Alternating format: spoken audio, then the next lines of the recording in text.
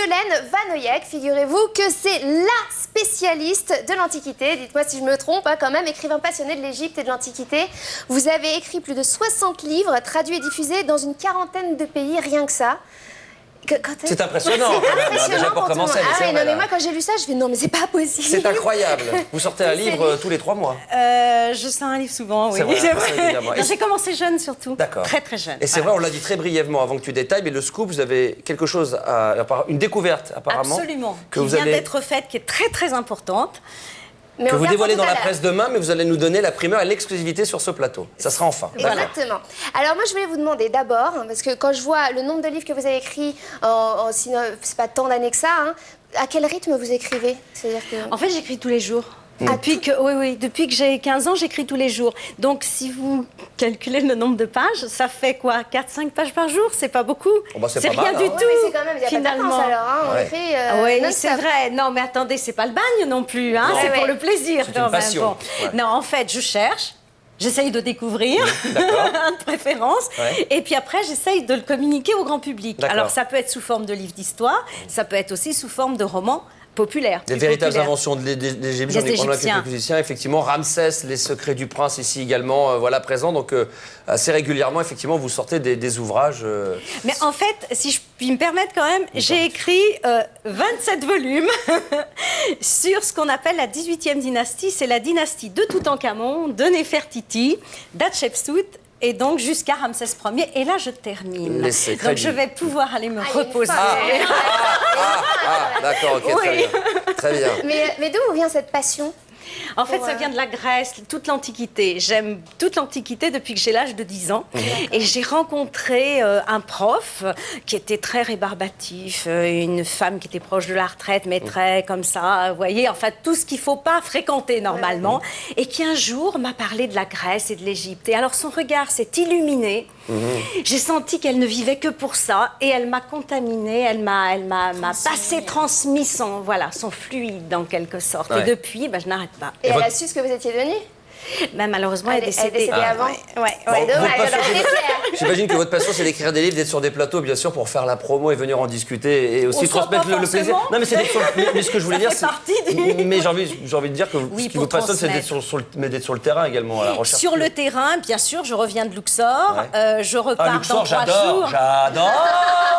Je pensais que c'était une discothèque, moi, pas du tout, rien à Mais voir. il y a des discothèques, plein de discothèques qui s'appellent Luxor. Attendez, oui, bien sûr. Bon.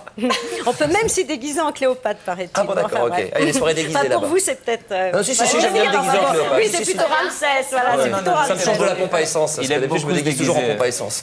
Donc ça me change Oui, un non, petit peu. mais l'important, c'est d'aller sur le terrain. Ouais. Mais c'est effectivement, ça vous l'avez très bien saisi, de communiquer aux autres. D'accord. Parce que ça fait quand même plus de 20 ans que je fais des émissions de radio pour essayer de transmettre d'où les véritables inventions des Égyptiens. Oui.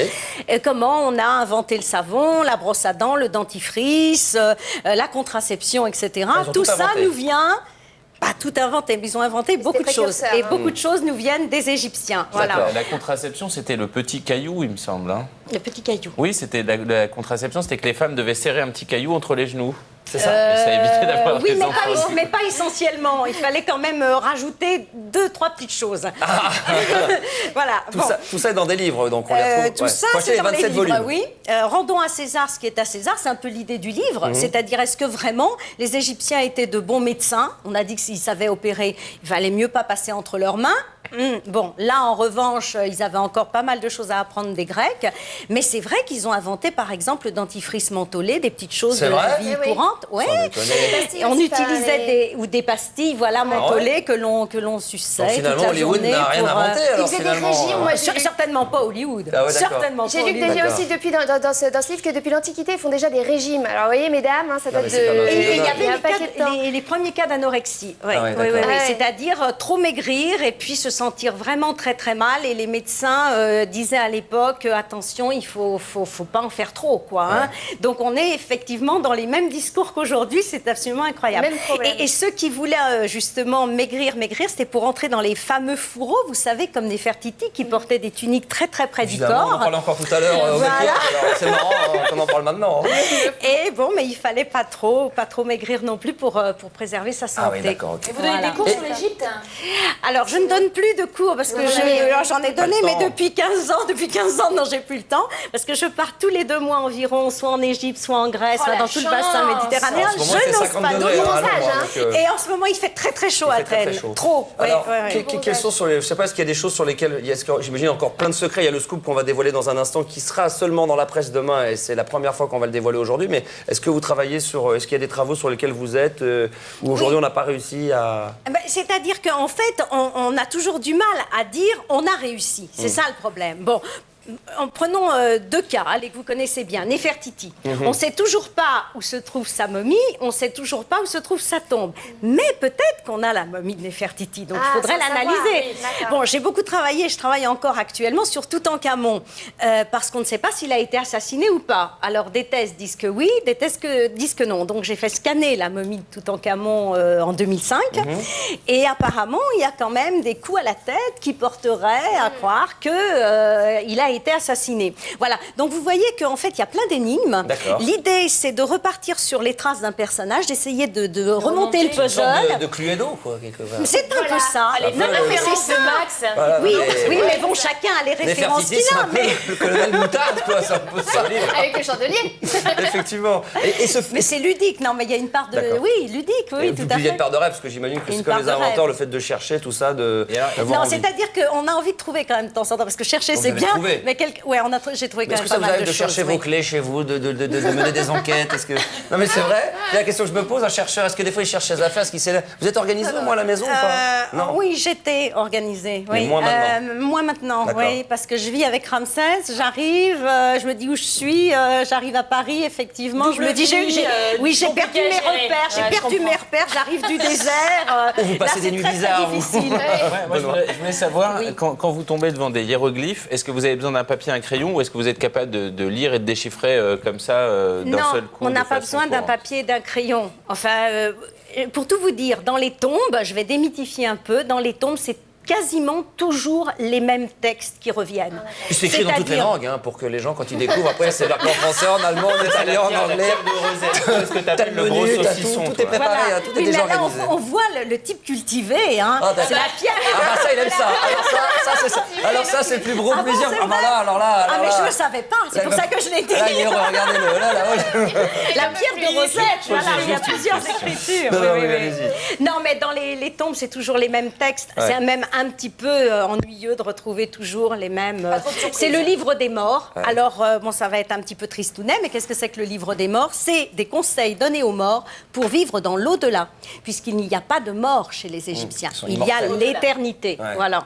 D'accord. Et donc, c'est plutôt, vivre sereinement, vivre amoureusement avec ces petites femmes qui sont auprès de lui, puisqu'il y a des petites figurines féminines qu'on a retrouvées auprès des corps des pharaons, pour que ces pharaons s'amusent également dans l'éternité, voilà. Avec tous leurs trésors, à chaque fois, apparemment. Alors, avec leurs trésors et toutes les pièces de la vie quotidienne, hein, puisque Toutankhamon, on a retrouvé le trésor, il n'y a pas que Toutankhamon, d'ailleurs, on dit toujours Toutankhamon. La cuisine, pas toutes le les salon, pièces.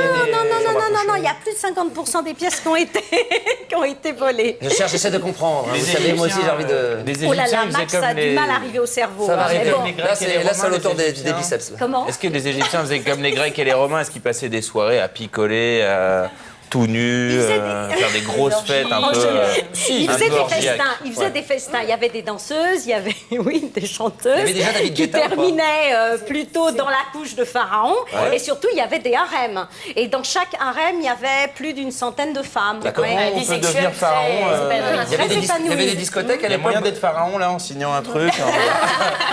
Pour savoir. Je vais y aller, mais Bob Sinclair, il existait à cette époque-là ou pas? Alors, Bob Sinclair, il y avait l'équivalent de Bob Sinclair, parce qu'il y avait des musiciens qui étaient très très célèbres et qui passaient de ville en ville. C'est un petit peu ce que fait Bob Sinclair, dans le monde entier en plus. Et pour reparler sérieusement, parce qu'on plaisante et vous avez beaucoup d'humour là-dessus, maintenant, plus sérieusement, et vous êtes arrivé en plateau pour nous annoncer que vous aviez un scoop, en fin de compte, je pense, une découverte, que vous allez dévoiler seulement demain officiellement dans la presse et à la télé, et vous avez la gentillesse de vous l'annoncer en exclusivité sur ce plateau.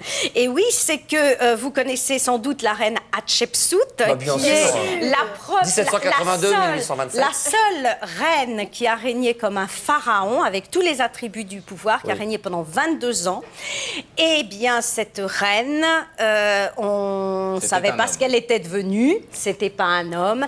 Et sa momie vient d'être enfin identifiée. Et où ça exactement? Et elle a été identifiée au Caire et retrouvée dans la vallée des rois, puisque contrairement à les reines ne sont pas enterrées normalement dans la vallée des rois, mais c'était une reine pharaon et donc elle a été enterrée dans la vallée des rois. C'est pas celle qui avait son palais où il n'y a pas été son visage qui était détruit. Exact. Oh mais bravo. Son image a été martelée, son nom a été martelé. Voilà. Et c'est la première reine que j'ai traitée dans ma grande série sur la 18e dynastie. Voilà. Et vous serez amené à en parler demain. Avec cette découverte en fait. J'ai demandé depuis très longtemps, depuis plus de 10 ans, à ce que le corps de la momie soit effectivement analysé pour l'identifier. Bravo. Voilà, Violette Van Oeyeck, voilà, c'est ici. Il y a tellement de livres, hein, elle vous l'a dit, 27 volumes, les véritables inventions des Égyptiens ou encore Ramsès, les secrets du prince, mais il y en a tellement d'autres. C'est aux éditions Michel Lafon, aux éditions du Rocher. Merci de votre gentillesse et d'être venu. Merci pour l'humour. Ah, désolé, j'ai un petit peu plaisanté, mais ouais, il fallait un petit peu, parce qu'il faut prendre ça aussi au sérieux, puis se dire que ça fait rêver. C'est très drôle, les momies, ça fait rêver. Exactement. Regardez la suite du programme de ce qui vous attend dans cette émission à venir. Regardez le programme extrêmement chargé, puisqu'il y aura les talents du web, les vidéos les plus téléchargées de la planète dans un instant avec nos invités, bien entendu, qui seront là. Bien sûr, le Playback Show, je ne l'oublie pas. Je tiens déjà à vous dire qu'il y a 2 entrées, donc 2 sorties. Et attention, à la veille de la sortie en salle du nouveau Claude Lelouch.